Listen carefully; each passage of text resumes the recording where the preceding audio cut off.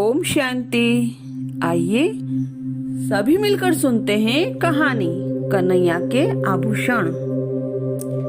एक भगवत कथावाचक ब्राह्मण एक गांव में कथा वाच रहे थे।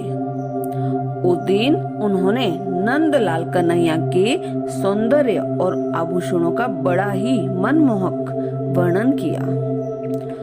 उधर से गुजरता एक चोर भी कथा सुनने बैठ गया था।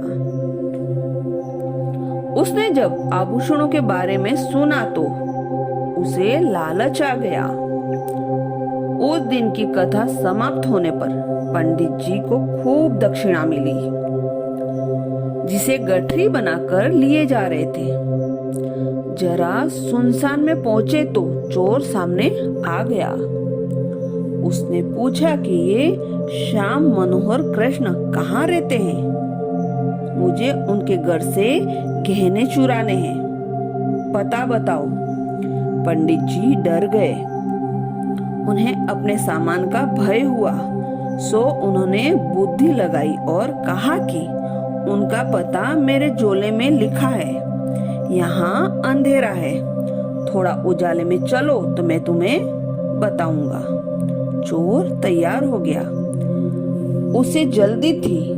पंडित जी ने चतुराई की, अपना बोझा उसके सर पर लाद दिया और ऐसे स्थान पर पहुंचकर रुके जहां लोगों का आवाजाही ज्यादा थी। फिर उन्होंने थैले में से पोथी खोली, देखने का स्वाहा करते रहे। विचार कर बोले, वृंदावन चले जाओ। मुझे जब कृष्ण जी मिले थे तो उन्होंने वृंदावन ही बताया था। चोर संतुष्ट हो गया और पंडित जी से आशीर्वाद लेकर विदा हुआ।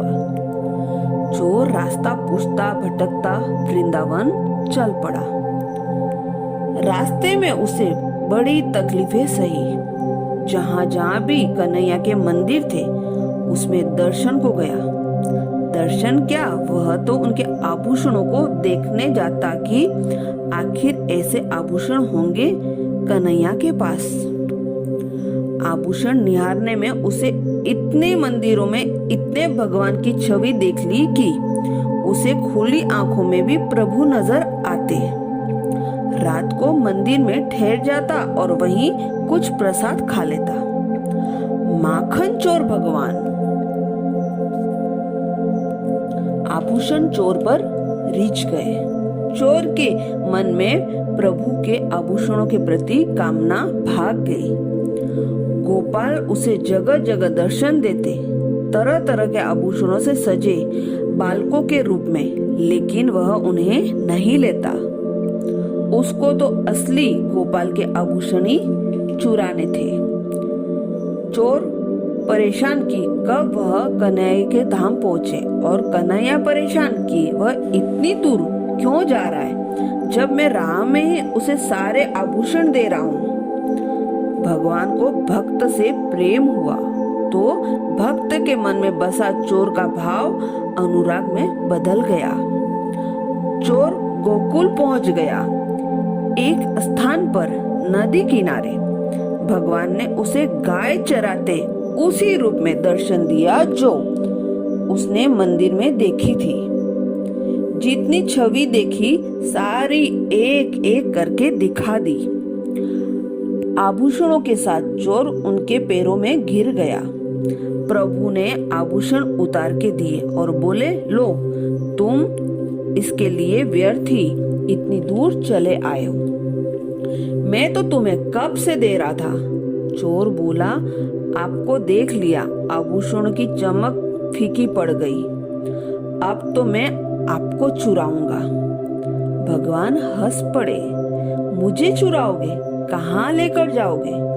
चोर बोला, वही तो नहीं पता, सोचकर बताऊंगा, लेकिन आभूषण नहीं चाहिए। अब तो मुझे आपकी लालसा है। चोर सोचता रहा, प्रभु हंसते रहे। चोर ने बुद्धि दौड़ा ली, लेकिन कोई स्थान नहीं सूझा। उसे चिंता थी कि इतनी मेहनत से वह इन्हें चुरा ले जाए और फिर सुरक्षा न कर पाए तो कोई और उन्हें चुरा ले जाएगा। सोचते सोचते उसे नींद आने लगी। उसको उपाय सूझा, जब तक मैं निर्णय नहीं कर लेता कि आपको कहाँ रखूंगा, आप मुझे रोज दर्शन देते रहो, जिससे मुझे भरोसा रहे कि मेरी चोरी का सामान सुरक्षित है। प्रभु खूब हंसे। उन्होंने कहा, ठीक है, ऐसा ही होगा, लेकिन तुम्हें कुछ आभूषण तो लेना ही होगा। चोर ने मना कर दिया। प्रभु रोज दर्शन देते रहे। वह अपने गांव लौट गया। पंडित जी को कथावाचक कर रहे थे। उन्हें सारी बात बताई। यकीन नहीं हुआ तो शाम को जब प्रभु दर्शन देने आए, उनका एक आभूषण मांग लिया और दिखाया और साबित कर दिया। पंडित जी बोले, भाई चोर, असली साधु तो तू ही है। मैं तो कथा का नाम लेकर बस कथा सुनाता रहा और आजीविका जुटाता रहा, लेकिन तुमने तो उन्हें ही जीत लिया। अच्छा, ओम शांति।